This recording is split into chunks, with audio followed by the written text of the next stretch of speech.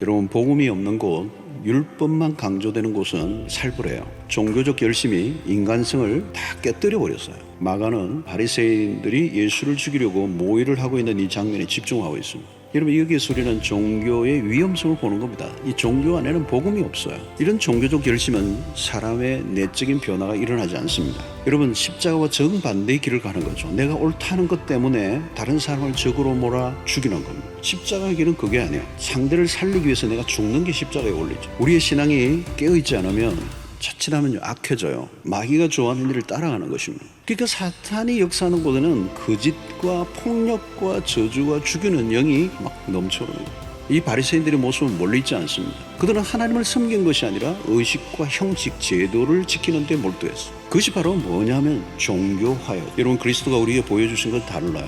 예수님은 종교를 세워놓으신 분이 아닙니다. 예수를 믿을수록 우리는 성품이 더 순해져야 됩니다. 주님은 산상수훈을 통해서 신자의 기본적인 삶의 원리를 명확하게 가르쳐줬어요. 이해는 이가 아니에요. 상대를 살리기 위해 나를 죽이는 그게 예수 그리스도가 보여주신 삶이에요. 기독교는 세력화여서 힘자랑하는 종교가 아니에요. 힘을 주는 게 아니에요. 힘을 빼야 돼요.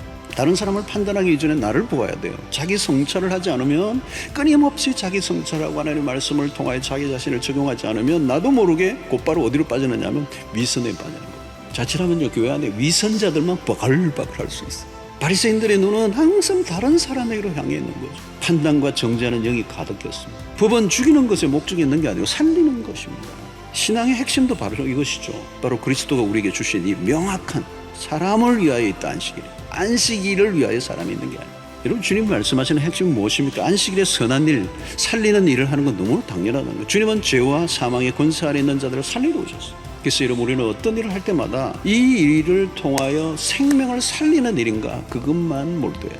안식일을 지킬 것인가 말 것인가, 교회당에서 예배를 드릴 것인가, 온라인으로 예배를 드릴 것인가, 중요한 일이죠. 그러나 더 중요한 주제는 우리의 행위를 통하여 사람을 살리는 일을 할 것인가, 죽이는 일을 할 것인가.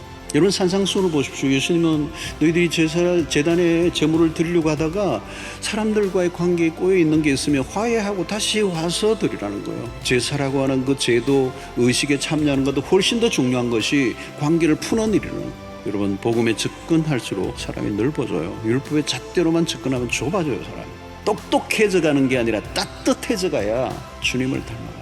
사랑하는 성도 여러분, 사람을 죽이는 일을 위해 시간과 에너지를 낭비하지 마십시오. 주님은 죄인을 살리기 위하여 자신의 목숨까지 기꺼이 내어놓으셨습니다. 십자가로 돌아가는 거예요. 십자가의 정신으로 살아가는 것입니다. 바로 거기에 하나님의 마음이 있습니다. 하나님의 나라는 세상의 나라와 달라요. 언제나 파괴가 아니라 창조입니다. 창조. 폭력이 아니라 사랑이고, 죽이는 것이 아니라 회복과 구원의 역사를 이루는 일을 위하여 하나님이 우리를 보내셨습니다. 바로 이것이 복음 안에 살아가는 삶입니다. 살려내는 일에 쓰임받는 복음의 진정한 도구들이 다 될 수 있게 되기를 주의 이름으로 축원합니다.